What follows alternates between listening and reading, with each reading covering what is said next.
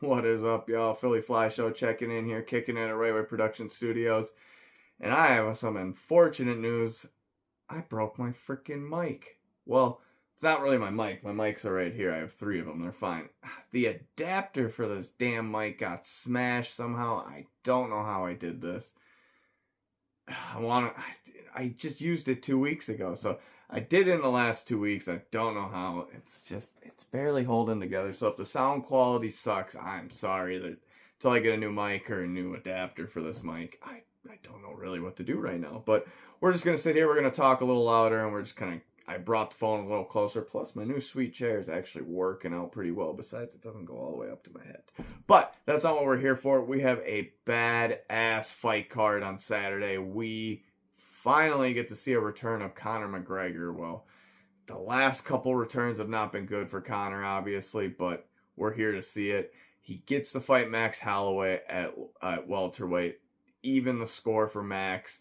Max gets a shot at redemption, and Conor just, he does kind of seem like he's back to the old Conor a little bit, but he seemed like that in the last couple, and then he just didn't show up. So, yeah, we got a big card on Saturday. My whole sheet here is just all screwed up. I should have just rewrote it out, but I was too lazy, and I was like, I'm already running behind on time, and just let's get this goddamn thing out here, and let's go. You know what? Let's just jump into it. Let's have a quick show this week. We don't have a review from the last one. I will say I went 8 for 13, but that's all I'm going to say. I'm not going to review it because that was 2 weeks ago, and we had 4th of July weekend. We've had so much stuff in the news. There's just a lot. So we're going to jump right into it. UFC pay-per-view 329, Conor McGregor versus Max Holloway. I've already went over that a little bit. I'm not going to give you the odds on that till the end. We're going to jump into it. It's a 14-leg card here. Let's get it. Match leg number 14 is a flyweight bout between Alessandro Costa and Cody Duran. Now, Cody's a plus 205 underdog, whereas Alessandro's a negative 260 favorite. Now, Alessandro is 3-2 in his last 5, 4-3 coming in, with a UFC record on a 2-fight win streak. His counterpart in Cody Duran finally got a win. Not a win in the UFC, but finally got a win after 4 straight losses. He's 1-4 in his last 5, 7-8-1 in the UFC, and getting a win against Fiallo. Surprised he's even on the roster, but they had a lot of respect for this kid, and they really want him to succeed. And I just don't know how it's gonna play out. He's got a tough fight on Saturday against Costa, who's very well rounded and on a 2-fight win streak. He's gonna make it 3 on Saturday. Costa gets the win, 3 out of 5 on the confidence level. He gets his hand raised. Match leg number 13. Here's a middleweight bout between Ryan Gondra and Zachary Reese. Zachary's a plus 112 underdog, whereas Ryan's a negative 138 favorite. Now, Ryan's got the edge here, I think, a little bit. He's 5-0 in his last 5. He's 1-0 in the UFC and on an 8-fight win streak. His counterpart, Zachary Reese, is 2-1 in his last 5, 4-3-1 in the UFC, and coming off a decision loss. Look, man, Zach seems to show up on certain fights and then not show up on another one, so we just don't know what kind of guy is going to show up here. Gondra, though, he's got that character in him. He's got that dog in him. He's going to bring the fight. It's a good middleweight fight, but again, I don't know a lot about Gondra. I went back and watched his last fight. I'm impressed, but again, nothing stands out in his game besides good striking and just being a well-rounded fighter. But I'm going with Gondra. He's got the negative 138 favorite, 1 out of 5 on the confidence level. He gets his hand raised. This is where things get all confusing, and I got to make sure I do this on my sheet right, which I had to flip it over to a small one from my big. It's just a big mess. Totally screwed something up. The day I wrote this out, this fight wasn't on there. The next day, they got a replacement fight for the guy. So that's what the issue is. Match like number 12 is a featherweight. It's a bantamweight or featherweight, but it might be a catchweight. That's why I left it unknown, because I think it's a catchweight, and they didn't say which catchweight it was. Farid Basharat versus John Garza. John's a plus 440 underdog, whereas Farid's negative 650 favorite. Farid is going to be the pick, just so you know, but we're just going to quickly go over what he's done. He's 5-0 in his last 5, 6-0 in the UFC, and on a 15-fight win streak because he's a 15-0 fighter. His counterpart, 5-0 in his last fight, making his UFC debut, and he's got a 6-1 record on a 5-fight win streak. Look, man, he can do it. It's not like he can't come up and beat Farid, but it's been a very tough couple guys that have given him a shot, and haven't been able to do it. So going for Reed Bosserad here, obviously. Big pick. That negative 650, that was hard to go against. I wouldn't go against it if I were you guys. He gets his hand raised. 3 out of 5 on the confidence level that he gets his hand raised. Now, you can keep it on this sheet. I don't have to flip back and forth and make sure I'm doing the right thing.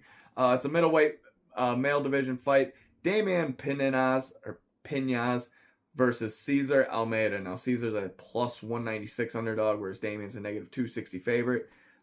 Damian is 5-0 in his last 5, 1-0 in the UFC, and on a 5-fight win streak. His counterparts 3-2 in his last 5, 3-2 in the UFC, and coming off a decision loss. Now, Almeida can stand and bang with the best of them, but Pinaz's hands are just dirty. They're nasty. They're dirty, and grappling, if you go to the ground, he's game. So it's a big if when we come to the ground with both these, but I think both guys are game. I wouldn't think this goes to the ground. I think this stands up in a stand-up fight, and Pinaz has got the advantage there. Take him for a big win, 3 out of 5 on the confidence level. Pinaz can get his hand raised. Match leg number 10 is a female fight. Women's flyweight, number 8th ranked Tracy Cortez versus the number 10 ranked Wang Kong. Now, Wang Kong is the edge favorite at negative 118. Tracy Cortez, negative 108. So it's essentially a pick'em. Tracy is 3-2 in her last 5, 6-2 in the UFC, and coming off a submission loss to Erin Blanchfield. Blanchfield is the top contender, so it's no slouch to lose to her. She's got to get back on that riding horse and get back on the bicycle and just keep riding.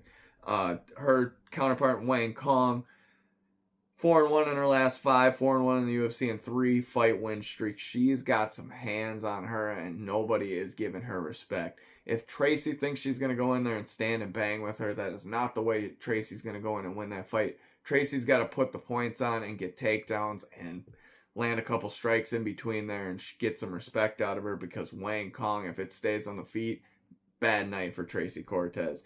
I think it's going to be a bad night for Tracy Cortez because I think it stays on the feet. I think Wang Kong's going to be able to stop Tracy's advances and just be able to stand and bang with her, and it's going to be beautiful. 1 out of 5, though, on the confidence level that the ranked females can get.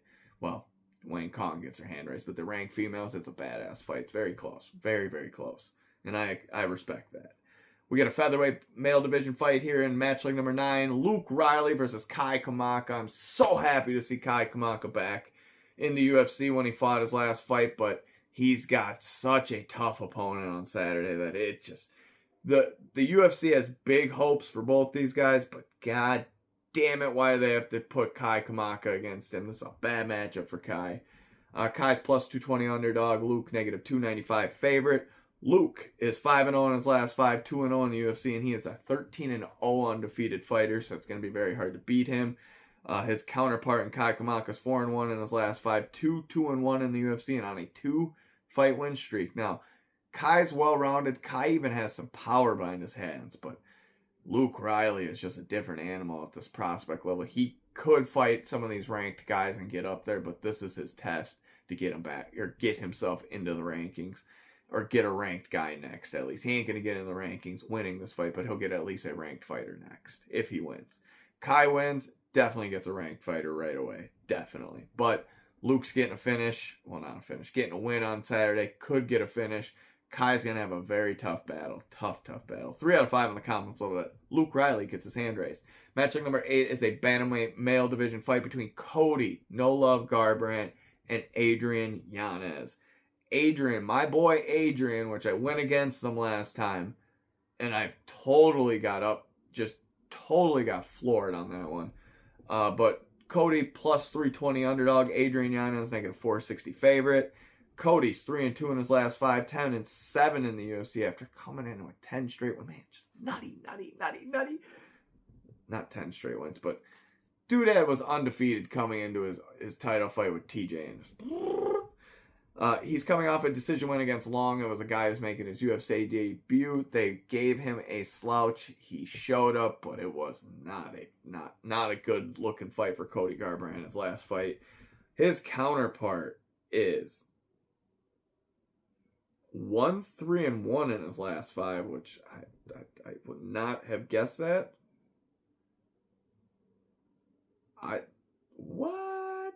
Yeah, that's nuts. Okay, He's won 3-1 in his last 5, 6-3-1 in the UFC, and coming off a draw to Ricky Simon where he probably won that fight.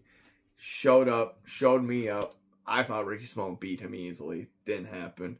Showed that he's got the hands. He can still strike. Adrian Yanez, my boy Adrian, he's going to get a win on Saturday. Cody No Love Garbrandt, nighty-night, buddy. Glassjaw Cody is still there, and you do not want to get hit by Yanez. So Yanez with a big win on Saturday, and if you want to sweeten those odds, a little bit of sweetener in your coffee, you know, sweetener in your odds, pick Adrian to get a finish. That's how confident I am on that. All right, match like number 7 here. Heavyweight bout. Gable Stevenson making his UFC debut versus Elijah Ellison. Elijah's a plus 1,060 underdog. Gable Stevenson, the most I've ever seen someone. Negative 3,500 favorite. Camera keeps going in and out of focus here. Kind of thinking my lens is dirty here. Why it keeps going in and out of focus, but I'm not worrying about it right now. Gable Stevenson, 3-0 fighter making his UFC debut. He's a top wrestler in the game. Yes, he came from a real wrestling background, and he's a legit gold medalist. So it's sweet to finally see him make his UFC debut, but I think it's a little early. I wish he got a couple more professional fights in. His counterpart in Elijah is 3-2 in his last 5, 0-1 in the UFC. He's coming off a KO loss in his debut. He's going to be getting beat up on Saturday. And I mean, just beat the snot out of it. If Gabe shows up like he's done in his 3 fights, he's got the grappling, he's got power behind his hands, he can strike, he can just fight, dude. It's not a good matchup for Elijah, and not a good way to stay in the UFC to take these bad matchups like that. But Gable Stevenson's going to get a win on Saturday, 3 out of 5 in the confidence level. I'm not putting this on parlays, though, because we don't know his level of MMA yet. Things can happen. Anything can happen. We've seen it before. But can't wait to see what Gable Stevenson brings to the UFC. Hopefully he can rebound this heavyweight division a little better. Just a little better than what it is right now. All right, match like number 6 is our featured prelim bout of the evening. We got a light heavyweight bout between Nikita Krylov and Robert the Reaper Whittaker. Robert's making his light heavyweight debut. He took a year off. He's back in it. I don't know what type of Rob we're ever going to get. So I'm not going to be able to back Rob until I see what type of Rob we're going to get. But anyways, Nikita Krylov's 3-2 in his last 5. He's got a 12-9 UFC record, and he's coming off a KO win against Modestas Bukauskas. That's a good win for Nikita Krylov. But his counterpart in Robert Whittaker, 2-3 in his last 5, 17-7 in the UFC. He's on a 2-fight lose streak. And like I said, making his light heavyweight debut, and I don't know how he's going to show up. He's not shown up in his last couple fights. He's not looked like the Rob we fell in love with. And until he does that, I am not going to support Rob. I cannot. I support him outside the ring, but as a fighter, I'm betting against, or in the ring, I'm betting against this guy. And I'm cashing that to the bank. That plus 112 is looking so weak. And I'm 3 out of 5 on the confidence level. Then Nikita Krylov gets his hand raised. Now, this is going a little fast here, so I'm going to back it up a little bit. I do got to take a drink here. Didn't bring regular water. Have a bubbler over here, so had to take a quick swig of that. Main card of the evening is no slouch city. There's only one fight on these next 5 that I'm confident in. These next are all superb matchups by the UFC. Thank you to Sean Shelby and Mick Maynard and all them guys that do this, because this is a big one here. This is a big card. Even though there's no real legitimate title fight on here, there is implications on each of these divisions to move forward. There's just big stuff here, and we're going to jump right into it. We had a lightweight bout without a ranking here, and it's a big fight. Bobby King Green, or otherwise known as King Green, versus Terrence McKinney. Now, Terrence, T-Rex. I thought he meant T-Rex. T-Rex, like wreck a car. Greatest one of the greatest nicknames I've ever heard once I realized that.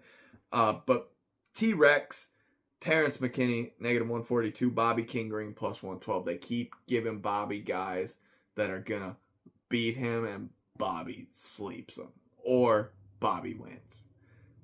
Don't know how that's going to play out on Saturday because Terrence has been slept, but yet he's on a tear, and he's showing that he is one of these top lightweights that he's going to be competing for rankings. There's no doubt about it.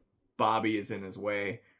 Bobby's going to have to fight on Saturday, and I think Terrence McKinney's going to put him out. Bobby's just getting up there in age and too many fights, and I just know some of these young guys are going to take out Bobby. But they keep giving him guys, and Bobby keeps winning. So, just craziness. Like I said, I love it. We're going to do a quick review here. Bobby's 3-2 in his last 5. 16-12-1 in the UFC and on a 3-fight win streak. His counterpart, 3-2 in his last 5. 8-5 in the UFC. Coming off a big KO win against Kyle Nelson in Canada. Just an epic win. Terrence McKinney, though, I think gets his hand raised. Like I said, 1 out of 5 on the confidence level that Terrence can actually get a win. I'm very scared on this whole main card here. I put 2 fights that I'm personally confident in, but I wouldn't be confident in the guys that they're fighting that they could just lose. But I had to put it on this parlay for the Joe Money Show because I needed to get some good odds on there, and I really like the odds for the fighters that are on there, so I'll just say that. But this next one is a flyweight male division fight. Match like number 4. The number 4th ranked Brandon Royval versus the number 5 ranked Loner Kavanaugh. Loner Kavanaugh, -230 favorite. Brandon Royval, +176 underdog. Look, Brandon tore his knee in a bunch of places, and it looked really bad in his last fight, too. Didn't look like the Brandon that came in there and got the title, or got the title shot. Maybe he got the title. I don't remember. I can't remember off the top of my head how that played out. But it does not look like the guy who got that title shot. I just think injuries are there, and he didn't want to disclose them because he's a dog. Well, now he's healthy. He's got a guy that I didn't think was a top 5 fighter until he beat the snot out of Brandon Moreno his last fight. And now he's a top 5 competitor, but they're putting him up against a guy who is a title contender. Nah, I'm going with the title contender here. I said this a little early again. Brandon Royval, 2-3 in his last 5, 7-5 in the UFC. He's on a 2-fight lose streak, but I think he gets it back there. His counterpart's 4-1 in his last 5, 3-1 in the UFC, and on a decision win against Brandon Moreno. It's a big win, but Brandon Royval is just hands. He likes to fight. He's going to get in the pocket and make it dirty. And Loner's I just don't know if he's going to be able to stand and bang with him. And if that goes to the ground, Royval's got the advantage there too. Kavanaugh can wrestle a bit, but it's more of a defensive wrestling. I just don't see this going to the ground. I see it standing, banging, and someone's getting hurt in this fight. But because they're flyweights and it's only going to be 3 rounds, I don't know if someone's going to go to sleep. But I'll pick Brandon Royval, take that 176 and cash that to the bank. All right, match like number 3 here is a bantamweight bout. The number 4th ranked Corey Sandhagen, and the number 5th ranked Mario Bautista. It's kind of cool they did that in back-to-back with fights with the 4th and 5th ranked guys fighting each other. You usually don't get it that way, so it's super cool to see the rankings actually stick it out like that and fight. But Corey Sandhagen, -146. Mario Bautista, +114. Corey's a great fighter. So is Mario. Mario's been on a tear. Corey didn't look so good in his title shot, but hey, there's levels to this game, and he's going to be working his way up to that top level. Corey is 3-2 in his last 5, 11-5 in the UFC, and he's coming off his decision title shot loss to Merab. His counterpart's 4-1 in his last 5, 11-3 in the UFC, and he's got a submission win against Vinicius Oliveira, which Vinicius was supposed to knock out Mario Bautista, and that didn't happen. Vinicius had to move up in weight class too after that. But I like Mario. I really like his game, but Corey can strike. Corey can wrestle. Corey's got the gas tank. Mario's going to have a hard time landing on him, so I think Corey gets a big win. Corey's got them weird style kicks, too, that I don't know if Mario's going to be able to defend, so it's going to be a hard fight on Saturday for both guys, but I think Corey gets his hand raised, and I think Corey gets a good win. on Saturday. 1 out of 5 on the confidence level. He gets his hand raised. Co-main event of the evening. Now we're literally hitting when a normal podcast goes. So I'm going to shout out this one and rifle through it. Lightweight bout between Benoit Saint-Denis, the 5th ranked lightweight in the world, versus the 9th ranked lightweight in the world, and Paddy the Baddy Pimblett. Paddy's a plus 124 underdog. Benoit Saint-Denis, negative 160 favorite. You can go whatever way you want.